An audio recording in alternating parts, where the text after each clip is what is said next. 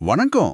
நாம இன்னைக்கு நீங்க எங்ககிட்ட பகிர்ந்துகிட்ட ஒரு ரொம்பவே சுவாரஸ்யமான, அதே சமயம் ஆழமான ஒரு புராண கதைய பத்தி பேசப் போறோம். ம். புகையிலையோட தோற்றத்த பத்தி ஒரு விசித்திரமான பார்வைய கொடுக்கிற கதை இது. ஆமா, இது வெறும் ஒரு செடியோட கதை இல்ல. இல்லவே இல்ல. இது நிராகரிப்பின் வலியில சிக்கி தவிச்ச ஒரு இளவரசியோட கதை. அவளோட தனிமை எப்படி ஒரு உலகளாவிய பழக்கமா மாறுச்சுங்கிற கதை. சரிதான். ஆசைக்கும் கண்ணியத்துக்கும் நடுவுல இருக்கிற அந்த மெல்லிய கோட்டை பத்தி நம்மள யோசிக்க வைக்கிற கதை. ஆமா, ஒரு தனி நபரோட வலி எப்படி ஒரு பொருளா, ஒரு போதையா மாறுதுங்கிறது தான் இந்த கதையோட மையம்னே சொல்லலாம். கரெக்ட். நாம ஒரு விஷயத்த ரொம்ப விரும்புறோம், அதுக்காக ஏங்குறோம்னு சொல்லும்போது, அந்த விருப்பத்துக்கு பின்னால இருக்கிற உண்மையான விலை என்ன? ஒருத்தரோட வேதனை இன்னொருத்தரோட பழக்கமா மாற முடியுமா? ஆ, இந்த கேள்விகளுக்கெல்லாம் இந்த கலை ஒரு விசித்திரமான பதில சொல்லுது. கேட்கும்போது ரொம்ப தீவிரமா இருக்கு. அப்போ நாம கதையோட தொடக்கத்துக்கே போயிடலாம். எல்லாத்துக்கும் காரணமா இருந்த அந்த இளவரசி தம்பாகு, அவளை பத்தி சொல்லுங்க. தம்பாகு. அவ ஒரு செழிப்பான ராஜ்யத்தோட இளவரசி. ம், ரொம்ப அன்பானவள், அறிவானவள். அவளோட தந்தை ஒரு பெரிய அரசர், பல போர்க்களங்களை ஜெயிச்சவர். ஆனா தம் மகளோட விதியை ஜெயிக்க முடியாம தவிச்சவர். அப்போ தம்பாகு கிட்ட எந்த குறையும் இல்லையா? எந்த குறையும் இல்ல. அவளோட அழகு ஆர்ப்பாட்டம் இல்லாதது. அவளோட குரல் ரொம்ப அமைதியானது. அவளோட கண்கள்ல ஒரு விதமான தைரியம் இருக்கும். சுருக்கமா சொல்லணும்னா, ஒரு இளவரசிக்கு இருக்க வேண்டிய எல்லா தகுதிகளும் அவகிட்ட இருந்துச்சு. எல்லாம் சரியாதான் இருந்திருக்கு. அவளுக்கு திருமண வயது வர்ற வரைக்கும் ஆமா. ஒரு ராஜாவா அவரோட கடமையை செய்ய ஆரம்பிக்கிறார். பல ராஜ்யங்களுக்கும் ஓலை அனுப்புறாரு.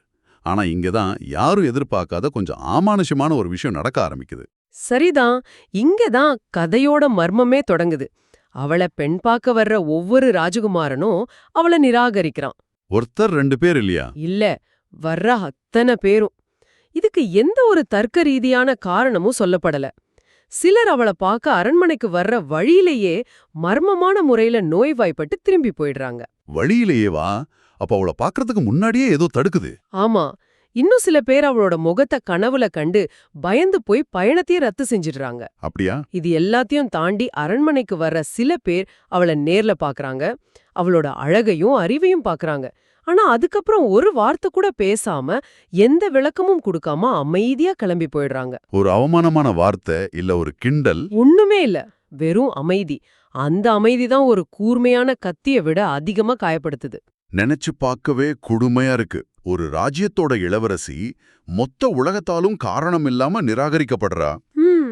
இது அந்த ராஜாவுக்கு எவ்ளோ பெரிய அவமானமா இருந்திருக்கும். அவரோட கௌரவம், பெருமை எல்லாமே கேள்விக்குறியா இருக்கும் இல்லையா? நிச்சயமா. அந்த அதிர்ச்சியில ஒரு ராஜாவா தன்னோட பெருமையெல்லாம் தூக்கி எறிஞ்சிட்டு, ஒரு தகப்பனா ஒரு நம்ப முடியாத சலுகைய அறிவிக்கிறார். என்ன அது? என் மகளை யார் கல்யாணம் பண்ணிக்கிறாங்களோ அவங்களுக்கு என் சிம்மாசனத்தையே குடுக்கறேன்னு சொல்றார். ஒரு ராஜ்யத்தையே சீதனமா குடுக்க முன் வரார். இதுவே ஆசையோட முதல் படி மாதிரி தெரியுது. ஒரு பெண்ணோட மதிப்பு ஒரு சிம்மாசனத்தோட முடிச்சு போடப்படுது. ஆமா. ஒரு ராஜ்யத்தோட ஆசை கூட அவளை நிராகரிக்கிற அந்த மர்மமான சக்தியை ஜெயிக்கலையா? ஜெயிக்கல. அதுதான் ஆச்சரியம். சிம்மாசனத்தோட கவர்ச்சியை விட தம்பாக்கு மேல இருந்த அந்த விவரிக்க முடியாத நிராகரிப்பு ரொம்ப வலிமையானதா இருந்துச்சு. ஒருத்தர் கூட முன் வரல. ம். இதுக்கப்புறம் அரண்மனையில ஒரு புதுவிதமான அமைதி பரவுது. அது புகைய போல தம்பாக்குவ முழுசா சூழ்ந்துக்குது. உலகத்தால விரும்பப்படாத ஒரு இளவரசியா அவ தனிச்சு நின்னா. ஒரு பக்கம் உலகமே அவளை நிராகரிக்குது. இன்னொரு பக்கம் அவ அரண்மனைக்குள்ளே ஒரு கைதி மாதிரி இருக்கா. இந்த ரெண்டு விதமான அழுத்தம் ஒரு மனுஷிய மனரீதியா எப்படி உடைக்கும்? சொல்லப்போனா அவளோட கோபம் யாரு மேல இருந்திருக்கும்? தன்னோட விதி மேலையா இல்ல தன்னை நிராகரிச்ச ஆண்கள் மேலையா? ரொம்ப முக்கியமான கேள்வி. இது ரெண்டு மேலயும் இருந்திருக்கும். அரண்மனையில கிசுகிசுக்கள் அதிகமாகுது. அவ சாபம் பிடிச்சவ, அவ ராசி இல்லாதவா, அவளை கட்டினா ராஜ்யமே அழிஞ்சிடும்னு அவ காது படவே பேச ஆரம்பிக்கிறாங்க. ஓ. வேலைக்காரங்க அவ பேரை ஒரு அபசகுணமா பாக்குறாங்க. அப்ப அவளுக்கு ஆறுதல் சொல்ல கூட ஆள் இல்லாம போயிருந்திருக்கும். ஆமா. தன்னை விட சின்ன வயசு பெண்கள் எல்லாம் கல்யாணமாகி சந்தோஷமா புகுந்து வீடு போறத அவ பார்த்துக்கிட்டே இருந்திருக்கணும். ஆனா அவ மட்டும் அரண்மனையிலே ஒரு தீராத வதந்தியா தங்கிவிட்டாள்.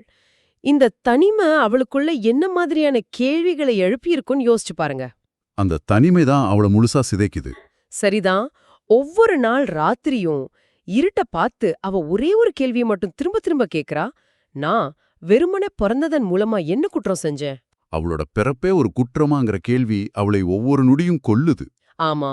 இந்த கோபம், சோகம், அவமானம் எல்லாம் சேர்ந்து ஒரு பெரிய சுமையா மாறுது. ஒரு கட்டத்துல அந்த சுமையை அவளால தாங்கவே முடியல. இந்த வலியோட உச்சக்கட்டத்துல தான் அவன் அந்த முடிவை எடுக்கிறா. தங்கம் வைரோன்னு இருந்த அந்த அரண்மனையை விட்டு வெளியேறா. எந்த கேள்வியும் கேட்காத காட்டுக்குள்ள போறா. அங்க அவ கடுமையான தவம் இருக்க ஆரம்பிக்கிறான். தன்னோட கண்ணீர் எல்லாம் எரிபொருளாக்கி வலியெல்லாம் தவமா மாத்துறா. பல வருஷங்கள் நீடிச்ச அந்த தவத்தோட இறுதியில ஒரு தெய்வீக சக்தி அவ முன்னால தோன்றுது. சிலர் அத கடவுள்னு சொல்றாங்க, சிலர் விதின்னு சொல்றாங்க. அந்த சக்தி எப்படி இருந்துச்சு? அது ரொம்ப மென்மையானதாவும் இல்ல, கொடூரமானதாவும் இல்ல. அது ரொம்ப துல்லியமா இருந்துச்சு. அவளோட வலியோட ஆழத்தை அது முழுசா உணர்ந்திருந்தது. என்ன வரம் வேண்டும்னு கேக்குது. இப்ப அவகிட்ட உலகத்தையே கேட்கிற சக்தி இருக்கு. அவ நினைச்சா அழகு, அதிகாரம், சிம்மாசனம்னு எதை வேணாலும் கேட்டிருக்கலாம். ஆனா அவ கேக்கல. அவளோட நிராகரிப்பின் ஆழத்திலிருந்து ஒரு கோரிக்கை பிறக்குது. ஆமா, அவ கண்ணீரோட பேசுறா. இந்த வாழ்க்கையில எந்த ஆணும் என்ன விரும்பல. என் இருப்பு உங்களுக்கு ஒரு பொருட்டாவே இல்ல. ம் அதனால எனக்கு இந்த வரத்தை கொடுங்க. என் அடுத்த பிறவியில இந்த உலகத்துல இருக்கிற ஒவ்வொரு ஆணும் எனக்காக ஏங்கணும், என்ன விரும்பணும். பழி வாங்குற உணர்ச்சி மாதிரி இருக்கு. ஆமா, இப்போ நிராகரிப்பு என்ன துரத்துற மாதிரி அடுத்த பிறவியில ஏக்கம் என்ன துரத்தட்டும். என்ன ஒரு ஆழமான அதே சமயம் பயங்கரமான ஒரு வரம். அவ அன்ப கேட்கல, வெறும் ஆசைய, ஏக்கத்தை மட்டும் கேட்டிருக்கா. சரிதான். என்ன விரும்பணும், ஆனா மரியாதையோட. ஒரு சின்ன நிபந்தனையை கூட அவ கேட்கலையே. ஏன் அவ அப்படி கேட்க தவறுனாள்னு நினைக்கிறீங்க? மிக சரியான புள்ளி. அந்த நிராகரிப்பு அவளோட சுயமரியாதைய முழுசா சிதைச்சிருச்சு. அவளுக்கு தேவைப்பட்டது அன்பு இல்ல, அங்கீகாரம். அங்கீகாரம். அதுவும் சாதாரண அங்கீகாரம் இல்ல, ஒரு வெறித்தனமான அடிமைத்தனம். அவள நிராகரிச்ச அதே ஆண் உலகம் அவளுக்காக அடிமையா ஏங்கணுங்கிறது தான் அவளோட ஒரே நோக்கமா இருந்துச்சு. அந்த வரம் வழங்கப்பட்டது. ஆனா விதிக்கு ஒரு குணம் உண்டு. அது நாம கேக்குற வார்த்தைகளை அப்படியே எடுத்துக்கும். அதுக்கு பின்னால இருக்கிற அர்த்தத்தை பத்தி கவலைப்படாது. இங்கதான் கதை ஒரு பயங்கரமான திருப்பத்தை எடுக்குது. காலம் நகருது. ஒரு வாழ்க்கை முடியுது, இன்னொரு வாழ்க்கை தொடங்குது. தம்பாக்குவோட வரம் பலிக்கிற நேரம் வருது. அவ மறுபடியும் பிறக்கறா. ஆனா அவ எதிர்பார்த்த மாதிரி இல்ல. ஆமா, அவ ஒரு அழகான பெண்ணாவோ அரசியாவோ பிறக்கல. அவ ஒரு செடியா பிறந்தா. செடியாவா? மூச்சுக்கு பதிலா வேர்களோட. அவளோட இலைகள் மென்மையா இருந்துச்சு. அவகிட்ட இருந்து வந்த வாசனை ஆண்களை மயக்கிற மாதிரி இருந்துச்சு. அவளோட வரம் நிறைவேறத் தொடங்குச்சு, ஆனா ரொம்ப விபரீதமான வழியில. அப்போ ஆமா ஆண்கள் அவளை கண்டுபிடிச்சாங்க. ஆமா அவளோட இலைகளை பறிச்சு, காய வச்சு, நெருப்புல எரிச்சு அந்த புகைய உள்ள இழுத்தாங்க. சிலர் அதை அப்படியே மென்னாங்க. அவளுக்காக ஏங்கினாங்க, சண்டை போட்டாங்க, வியாபாரம் செஞ்சாங்க.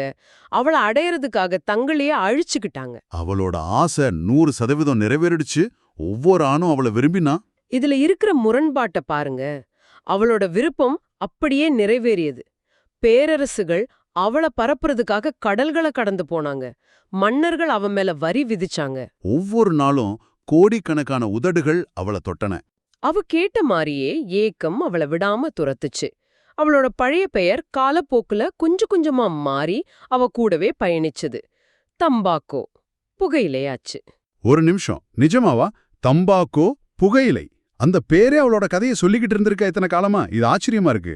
அப்படிதான் இந்த கதை சொல்லுது. அப்போ நாம புகைக்கும் போது நம்ம உச்சரிக்கிறது ஒரு இளவரசியோட சோக கதையா? ஒரு வகையில அப்படிதான். அவ எல்லா இடங்கள்லயும் விரும்பப்பட்டா, ஆனா ஒருபோதும் அன்புடனோ மரியாதையுடனோ இல்ல. இங்கதான் அந்த வரத்தோட சாப்பம் வெளிப்படுது. ஆமா, கதையில ஒரு வரி வரும். அவள் இதயங்களுக்குள் நுழையவில்லை, வாய்களுக்குள் நுழைந்தாள். அவள் வீடுகளை ஆளவில்லை, பழக்க வழக்கங்களை ஆண்டாள். இது எவ்வளவு சக்தி வாய்ந்த வரி! இது அவ கேட்ட வரத்தோட நேரடியான விளைவு. அவ கேட்டது வெறும் டிசையர், லாங்கிங். அதுல அன்புக்கோ மரியாதைக்கோ கண்ணியத்துக்கோ இடமே இல்ல. அதனால அவ ஒரு பொருளா, ஒரு பழக்கமா, ஒரு போதையா மட்டுமே பார்க்கப்பட்டா.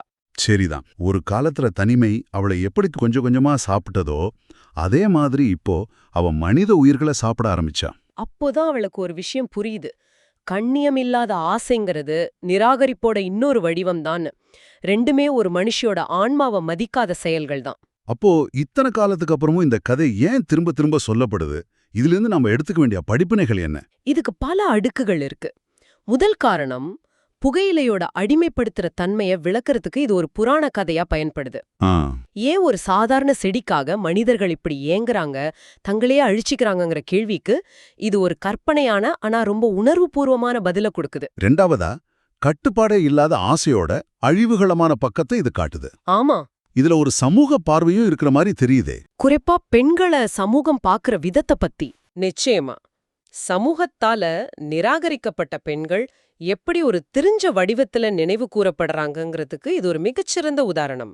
ம், இதுல இருக்கிற கசப்பான உண்மை என்னன்னா, ஒரு மனுஷியா அவ புறக்கணிக்கப்பட்டா, ஆனா அவ மனுஷியா இல்லாத போது ஒரு பொருளா மாறும்போதுதான் அவ வழிபடப்படுறா. இது இந்த சமூகம் பெண்களை எப்படி பாக்குதுங்கிறத பத்தி ஒரு கடுமையான விமர்சனத்தை வைக்குது. கதையில வர இன்னொரு வரி எனக்கு ஞாபகம் வருது. என்னது? சில ஆன்மாக்கள் மனிதநேயம் மறுக்கப்படும்போது பசியாக திரும்புகின்றன. இது ரொம்ப ஆழமானது இல்லையா? அவளோட தனிப்பட்ட வழி ஒரு உலகளாவிய பசியா, ஒரு தீராத போதையா திரும்பி வந்திருக்கு. ஆமா, அவளோட நிராகரிப்பு இப்போ மத்தவங்கள அடிமையாக்குற சக்தியா மாறியிருக்கு. இந்த கதை தம்பாகுவ கண்டிக்கல, அது நம்ம எல்லாரையும் எச்சரிக்குது. கண்ணியமில்லாத ஆசைங்கிறது நிராகரிப்பை போலவே ரொம்ப கொடியதுன்னு சொல்லுது. ஆமா, ஒருத்தரை நேசிக்கிறதுக்கும் ஒருத்தரை பயன்படுத்திக்கிறதுக்கும் நடுவுல இருக்கிற அந்த மெல்லிய கோட்டை நமக்கு ஞாபகப்படுத்துது. தம்பாகுவோட கதை ஒரு சோகமான சுழற்சி. அவன் நிராகரிப்பிலிருந்து தப்பிக்க நினைச்சா, ஆனா ஆசையோட சிறைக்குள்ள மாட்டிக்கிட்டா. அவ ஒரு வடிவத்துல இருந்த வழிய இன்னொரு வடிவத்துக்கு மாத்திக்கிட்டா, அவ்வளவுதான். உண்மையான அன்பையோ மரியாதையோ அவ கடைசி வரைக்கும் பெறவே இல்ல. அவ கேட்ட வரத்துல இருந்த பிழை அதுதான். சரிதான், அவன் மத்தவங்களோட அங்கீகாரத்தை நாடினா, ஆனா தனக்கான சுயமரியாதையையும் கண்ணியத்தையும் கேட்க மறந்துட்டான். அவளோட வழி உண்மையானது, ஆனா அவ தேர்ந்தெடுத்த தீர்வு அவளை இன்னும் பெரிய துன்பத்துல தள்ளிருச்சு. இது வெறும் புகையிலையோட கதை இல்ல. நம்ம எல்லாருக்குள்ளயும் இருக்கிற அங்கீகாரத்துக்கான தேடல், நிராகரிப்பின் வலி, ஆசையோட சிக்கலான வலைப்பின்னலை பற்றிய கதை. நிச்சயமா, இந்த கதை நம்ம மனசுல ஒரு பெரிய கேள்வியை விட்டுட்டு போகுது. ஆமா. இந்த கதை உங்கள ஒரு முக்கியமான கேள்வியோட விட்டு செல்லுது. நாம் ஒரு பொருளின் மீதோ அல்லது ஒரு நபரின் மீதோ ஆசை கொள்ளும்போது நாம் உண்மையில் எதை தேடுகிறோம்? அந்த பொருளையா, அந்த நபரையா, அல்லது அவை நமக்கு தரும் அந்த உணர்வையா? ஆ, ஒருவருக்காக ஏங்குவதற்கும் ஒருவரை முழுமையாக பயன்படுத்துவதற்கும் உள்ள அந்த மெல்லிய கோடு எது? இதை பற்றி நீங்கள் சிந்திக்க வேண்டும்.